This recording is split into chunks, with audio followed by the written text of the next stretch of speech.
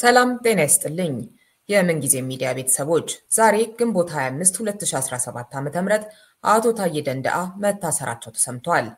ብልጽግናን በብርቱ በመተቸት የሚታወቁት የቀድሞው የሰላም ሚኒስቴር ዴኤታ አቶ ታዬ ደንደአ እስርንና የእስር ምክንያትን በተመለከተ ማህበራዊ ሚዲያው ላይ እየተዘዋወሩ ያሉ መረጃዎችን ያጠሩልን ዘንድ ወደ ጠበቃቸው አቶ አበራ ንጉስ ደውለናል። አቶ አበራ ስለሰጡን ማብራሪያ እያመሰገንን ፕሮግራሙን ትከታተሉ ዘንድ ጋብዘናችኋል።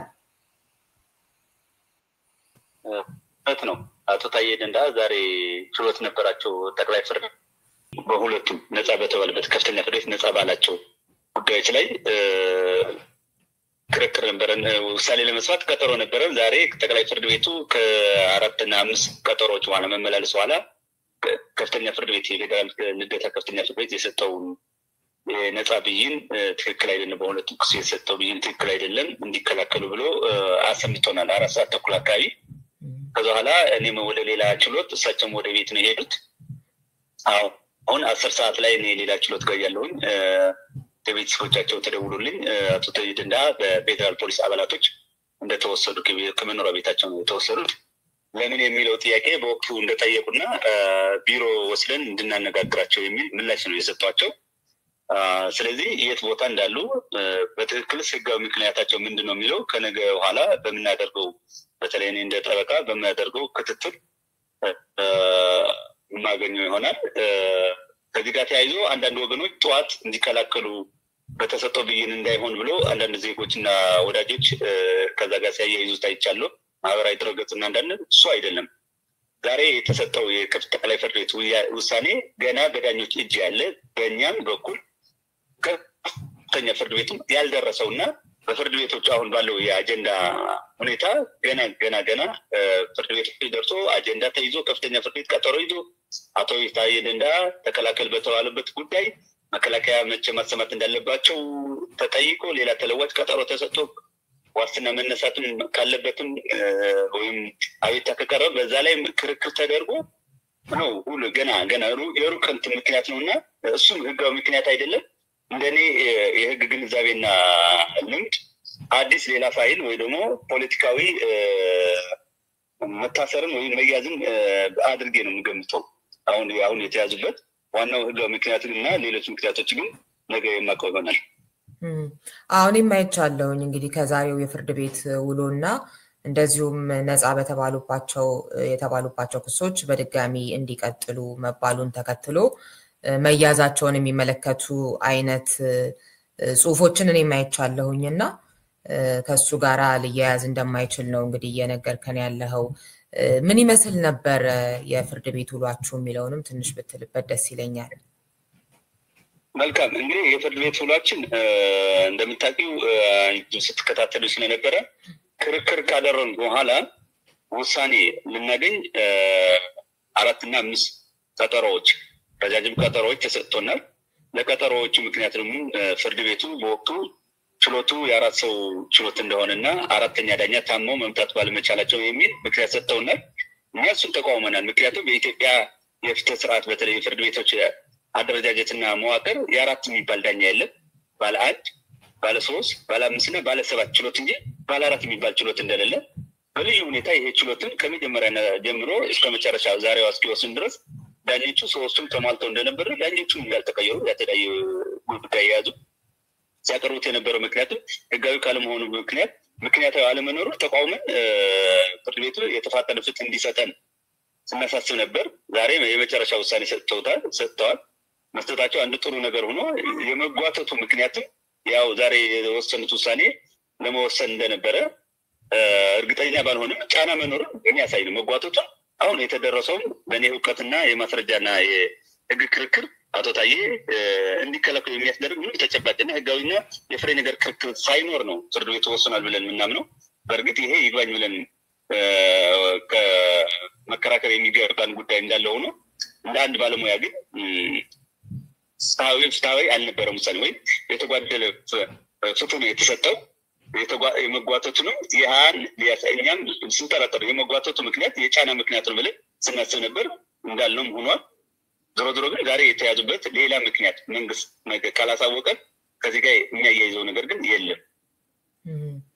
እንደው የዛሬዎቹ ነፃ ተብለውባቸው የነበሩ ይቀጥሉ የተባሉት በጠቅላይ ፍርድ ቤት እንደምን ያሉት ክሶች ነበሩ የሚለውንም ትንሽ መለስ ብለን ብናስታውስ ምናልባት ጉዳዩን በደንብ ላልተከታተሉ ወገኖች ደስ ይለኛል።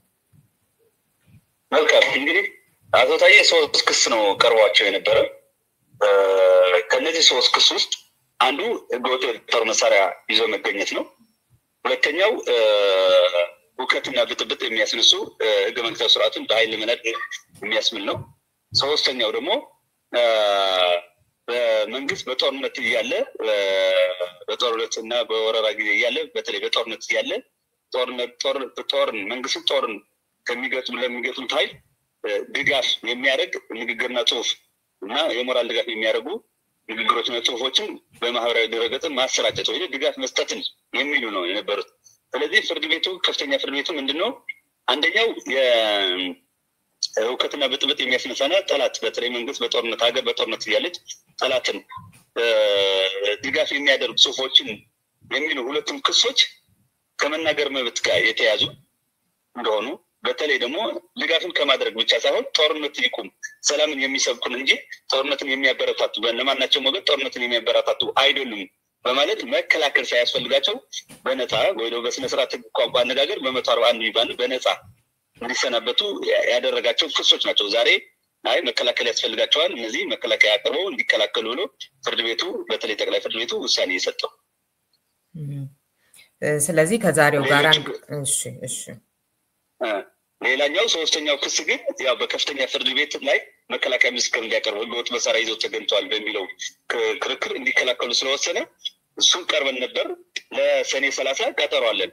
በዚህ መከላከያ ምስክር ላይ ያላሰሙበት ምክንያት መከላከያ ምስክራቸው ከንቲባ ወይዘሮ አዳነች አቤቤና ጠቅላይ ሚኒስትር አብይ አህመድ ስለሆኑ ፍርድ ቤቱ አዟቸው መጥሪያ ልኮላቸው ሊመጡ ባለመቻላቸው ፖሊስ የፌደራል ፖሊስ ታዞ ሁለቱም መከላከያ የአቶ ታዬ መከላከያ ምስክር እንዲያቀርባቸው ተለዋጭ ቀጠሮ ተሰጥቶ ለሰኔ 30 በቀጠሮ ላይ ያለ ጉዳይ ነው።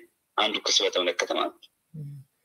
እሺ በጣም ነው የማመሰግነው። እንግዲህ አንድ ትልቅ ነገር ግልጽ አድርገህልናል። ምክንያቱም በማህበራዊ ሚዲያው ላይ ሲጻፍ የነበረ ነገር ነበር። በተለይም ደግሞ የመንግስት ደጋፊዎች መሆናቸው በሚታወቅ አክቲቪስቶች አማካኝነት ከዛሬው የጠቅላይ ፍርድ ቤት ውሎ ጋራ በተያያዘ በህግ አግባብ የታሰሩ የማስመሰል አይነት ነገር አይቼ ነበርና እሱ እንዳልሆነ ግልጽ ሆኗል። እንግዲህ ምንድነው ሊቀርብ የሚችለው የሚሰጠው ምክንያት የሚለውን እንደተጠቀስከው እንግዲህ በሚቀጥሉት ቀናት የምንሰማ ይሆናል። ከአቶ ታዬ ጋራ በተያያዘ መጨመር የምትፈልገው ካለ መድረኩ ክፍት ነው። መልካም እንግዲህ የአቶ ታዬ ክስ ከጅምር ጀምሮ እንደምታውቁት ከ2016 ጀምሮ እስራቸው ህጋዊ ከምትለው ፖለቲካዊ ነው። ያው የመንግስት ሚኒስትር ነበሩ፣ የህዝብ ተወካዮች ምክር ቤት አባል ናቸው። በተለይ ጨፌ ኦሮሚያ አባል ናቸው፣ ምክር ቤት አባል ናቸው። ስለዚህ እንደ አንድ የጨፌ አባልና እንደ አንድ ሚኒስትር የህዝቡ ውክልና አላቸው። ስለዚህ የህዝቡን ፍላጎትን ማዕከል ያደረጉ ፖለቲካዊ እንቅስቃሴዎችና ጽሁፎች ይጽፋሉ።